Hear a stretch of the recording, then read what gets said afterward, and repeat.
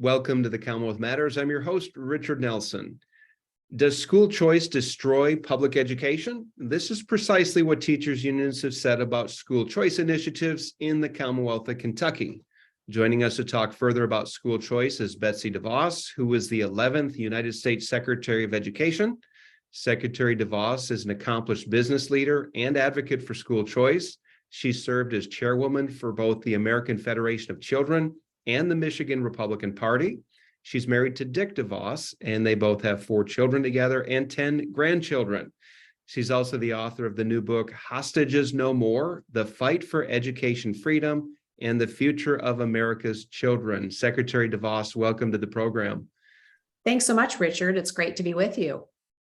Hey, I really do appreciate your time in joining us. As we mentioned, we were talking about off the air briefly that school choice is an increasingly important issue for the Commonwealth Policy Center. And really, more importantly, it's an important issue for parents who want what's best for their kids, what they think is the best education for their children.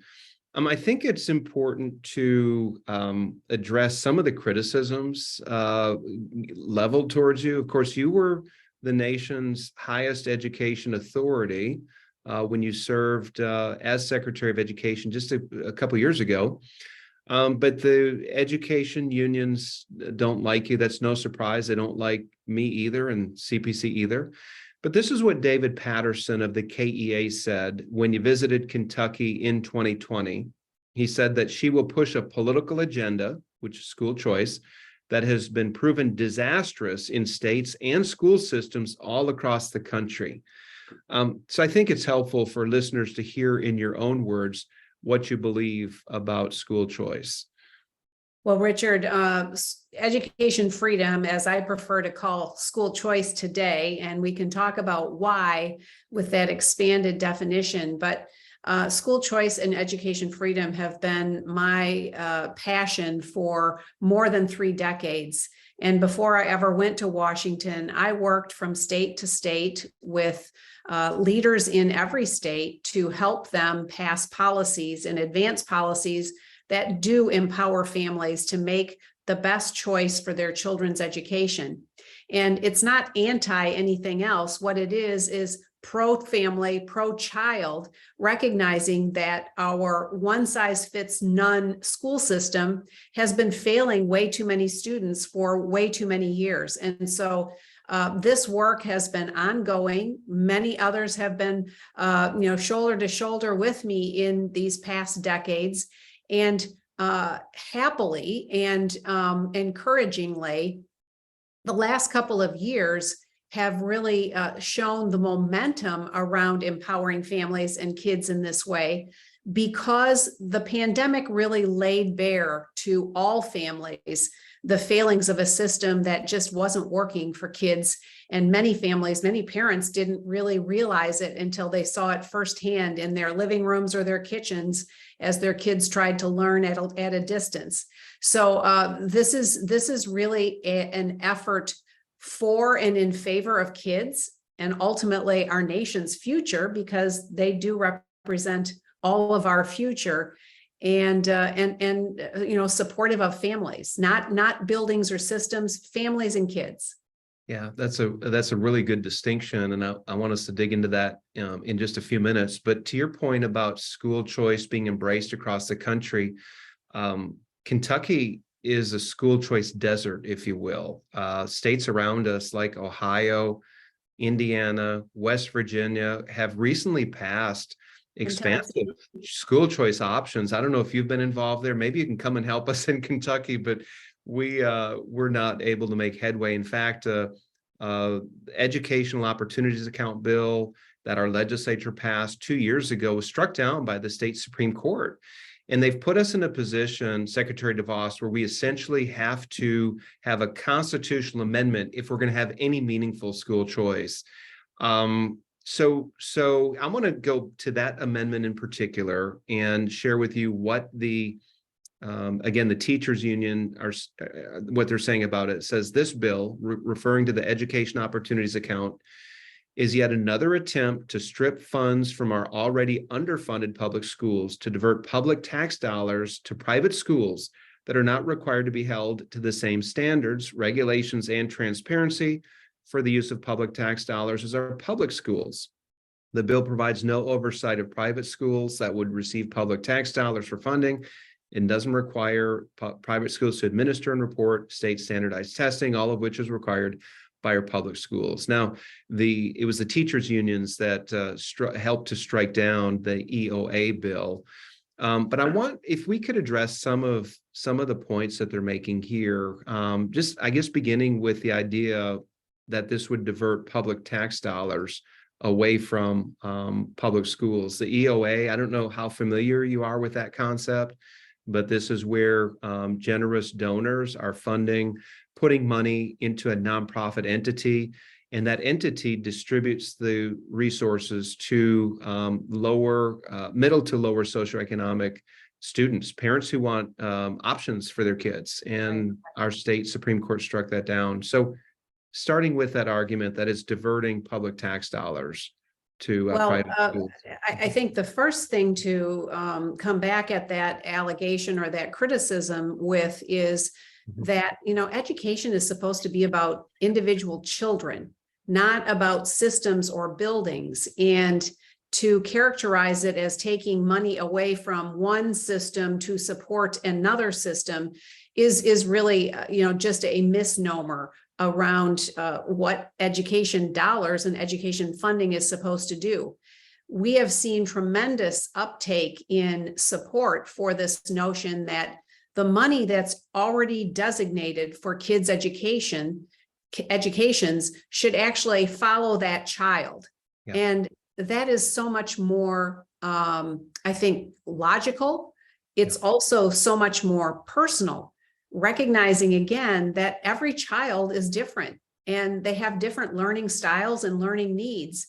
And yet the system that we've all lived with for 175 plus years now is essentially unchanged. And it's very much a top-down, one size fits none approach. Yeah. And so anyone who really wants to see every child have the greatest and best opportunity to succeed and to uncover all of the gifts and talents that they have innately should be supporting this notion that the resources that we've already committed to kids' education should follow that child. And the best at accountability is the parents making those decisions, because they're the ones that care the most about their child, that love their child the most, and know what's best. And if a choice they make doesn't work out for whatever reason, they can then change that choice. I mean, that's the value of a real marketplace of options, is having those choices and holding all of those choices accountable by making a decision to avail yourself of them or not. Yeah, that's a very, very good point. Well said. Some will play devil's advocate for a minute and actually just relay a conversation I had with a state representative in our Kentucky legislature.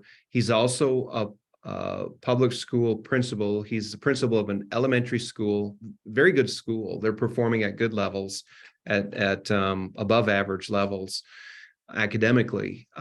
He has argued, Secretary DeVos, that if school choice were expanded in his area, it could potentially leave so parents that have the initiative that want to send their kids to a private school, it could potentially leave kids who need more attention, learning disabled, special needs kids.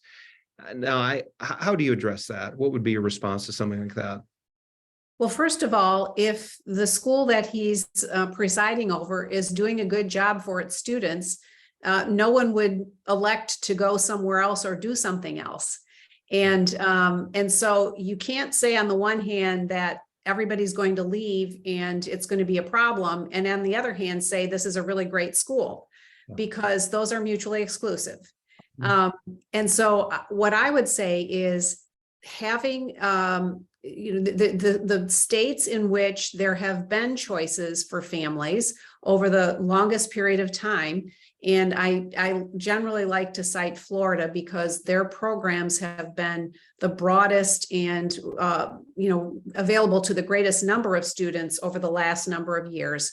In the districts where the highest percentage of students are making a choice other than their assigned school, and that could be another traditional public school in the district, it could be a charter school, could be a virtual school, it could be a private faith-based school, it could be a private secular school, any kind of option or opportunity. But where the highest percentage of kids are going to schools other than their neighborhood assigned school, all the student achievement levels are improving and going up. And so what you can definitively say, and there is lots of data to support this, is the more choice you have, the better everyone does. Yeah. And that's what Kentuckians have to look forward to when they actually enact a policy that's going to enable and allow families to make those choices and have that engagement and that agency for their kids' educations. Yeah, that's very, very well said. In your book, Hostages No More, The Fight for Education Freedom and the Future of America's Children, you begin by citing Terry McAuliffe, who was the Democratic nominee for governor of Virginia just 2 years ago. He debated Glenn Youngkin, and McAuliffe said, "I don't think parents should be telling schools what they should teach." Now, we all know how that ended. That became a big issue in that governor's race. Youngkin eventually won because he sided with parental rights. There were a number of things going on in the public schools that were controversial, and McAuliffe's comments didn't fly, and that arguably cost him the election. So what should the state's posture be towards parents or political candidates for that matter? And by the way, Secretary DeVos, we have a heated governor's race in Kentucky, and school choice is an issue here. There's both of the candidates have distinct positions on school choice, but what should the state's posture be towards parents who have kids in public schools? Well, I think, first of all, every elected official should be siding with and supporting parents and their primacy as their child's first educator, and supporting the fact that parents know what each of their children need to learn and to succeed. And they're the ones who are closest to that child. They should know and understand that empowering them with making the best choices for their children is the right place to be. It's the right place today, when we have seen the continued decline in achievement levels.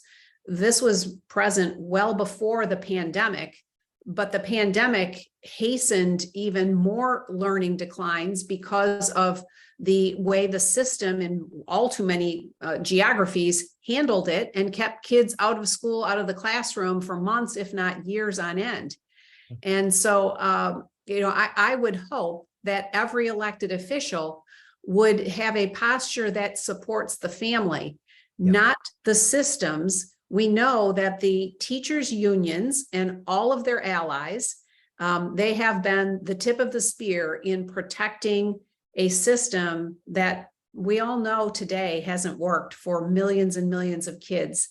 And instead of taking a posture of, we want to join in solving this and allowing for and supporting lots more options and choices, they keep doubling down. And it's a total political cycle where they support the elected officials and or candidates who say that they're going to support the teachers union agenda.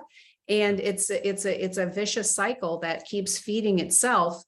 But fortuitously also, we've seen in a couple of states, North Carolina and Georgia most recently, state legislators who have changed parties because their party refuses to acknowledge the necessity to support education freedom.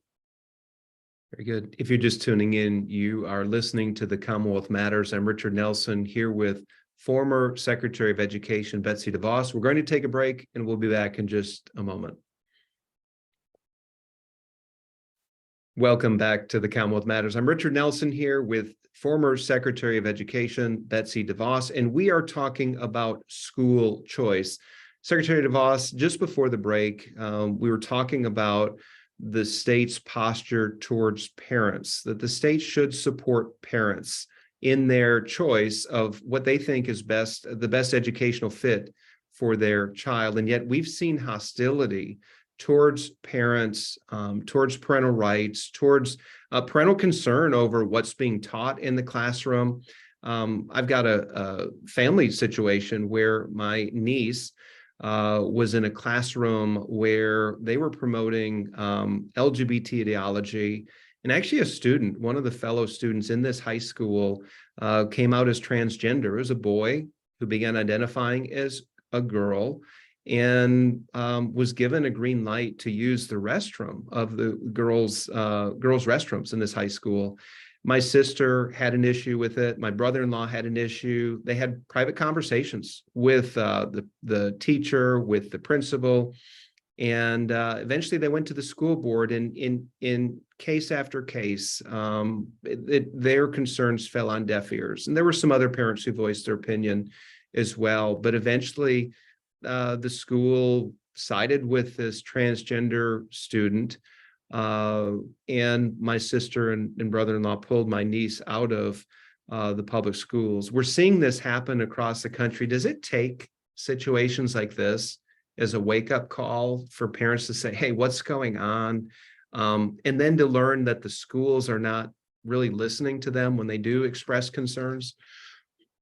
Yes, and I think this is another example of how the system continues to really serve itself and not the families that are there with their children for learning. This is yet another example of the way that the system has revealed itself to have a continued agenda. And, many parents saw that firsthand during COVID when their children were learning at a distance. And they, first of all, many of them saw how, non-robust this distance learning turned out to be. The expectations were very minimal or low. And then they also saw curriculum being presented to their children that they were appalled by. And so families have really awakened to the fact that of things that have been going on for some time within their children's schools that they weren't aware of. And that has really helped build the momentum behind policies that support parental choice, education freedom. And let me just quick comment on the term education freedom, because for many years we've used the term school choice. I like to use the word education freedom, or the phrase education freedom, because it's a much broader view of what a child's K-12 education experience can actually look like. For a year, it doesn't mean that if you get school choice, there's going to be a new school building or another school building go up right next door to the school you've already gone to. No, it really does provide for a whole rethinking of that experience that could be customized for each child. And when you look at education, K-12 education in particular, it is the least disrupted industry in our country because it's been essentially a monopoly since its formation in the mid 1800s.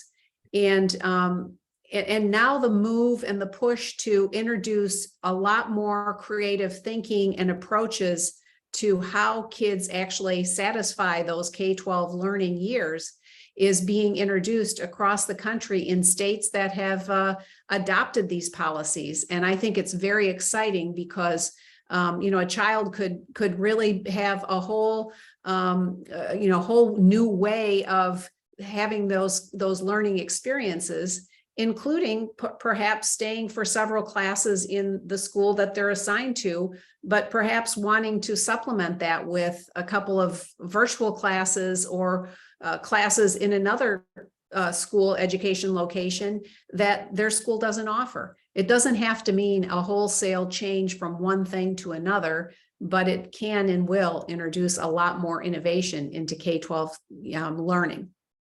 I've never thought of it that way. First of all, the term education freedom, I've heard it before. I think I probably need to begin using it myself because, as you mentioned, it's a broader term.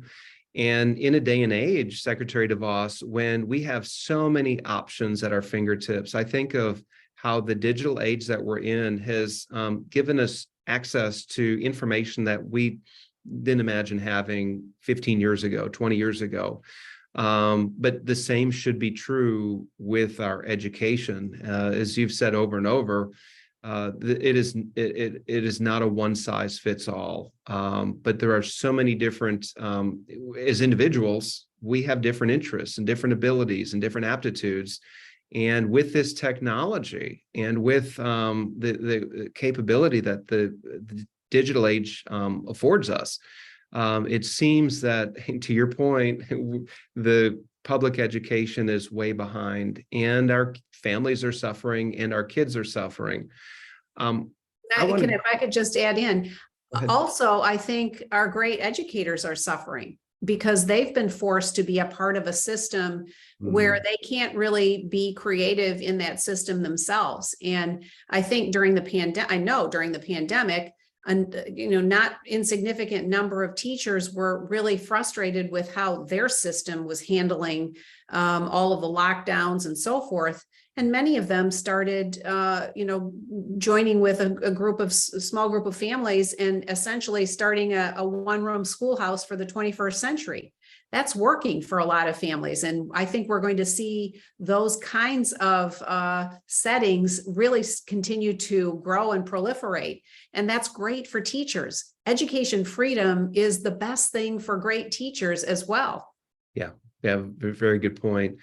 Throughout your book, you make the point that public school teachers are not the enemy, that it's really unions and the bureaucracy that are the enemy. They are trying to preserve a system that really the status quo. And also politicians on both sides of the aisle, you say, are beholden to the unions and the status quo. So for the parents and for the citizens that want education freedom, where do they begin? How do they, because there's an established system here, and this system has a lot of people, a lot of teachers are involved, a lot of administrators involved. There's a lot of money. I mean, they have a political arm as well. And where do these parents that they want freedom for their kids, education freedom, how do they begin? Because as I started out the program, talking about, we've not made many advances here in the Commonwealth to afford educational freedom to students. So where do we begin here? Well, it's a great question. You start with your state legislators and your governor.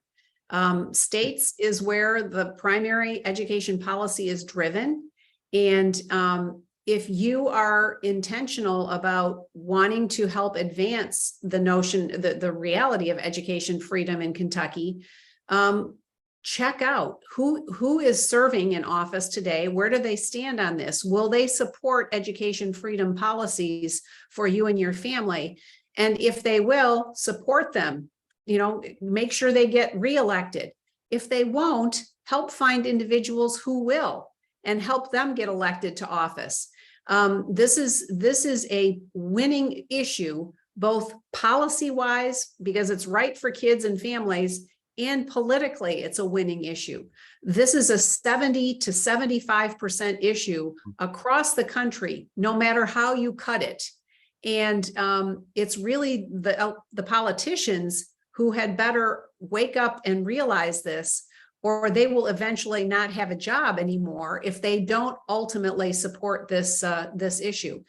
For the states that have passed major programs for families, it's going to become also an economic competitiveness issue vis-a-vis other states. Mm-hmm. And I think I would urge and encourage those who are really wanting to see this advance in Kentucky, pay attention to your state legislative races and your governor's race, and make sure you're supporting individuals who are going to support this and make this possible for Kentucky families. Very good. To your point about states that don't have education freedom lagging academically, there was a report from the Annie E. Casey Foundation released just the other month that found that close to 70% of Kentucky's fourth graders are not reading at grade level. About the same number of eighth graders are not performing the math that they should be at the eighth grade level. So we are lagging behind all of these other states that have educational freedom. Secretary DeVos, we are running out of time. We've got just a couple minutes, but I want to ask about your reconciling private schools with public schools. Now, you've been you've given philanthropically to many private Christian schools and some public schools for that matter, but then you were also the Secretary of Education in this public education. And so there are some people who might be wondering, how do you reconcile both? You've supported private and you've governed and you've led in the public sector of public education. How do you reconcile these two areas? Sure. Well, for private faith-based schools, all of them, unless they're in a state that empowers families to make a choice to attend that school, most of them have scholarship opportunities for families who can't afford the tuition. Yeah. And those are the areas in which we have habitually supported faith-based schools. Really, it's the families who want their children to go there, but they don't have the resources to be able to do it. And at the same time, I acknowledge and support this, broadly support the notion that there are many traditional public schools that are serving kids well, and we as taxpayers support them very well. We spend publicly over $750 billion a year on K-12 education. That's over $16,000 on average per student. Far more than most of the small faith-based schools that we have helped other families go, have their children attend.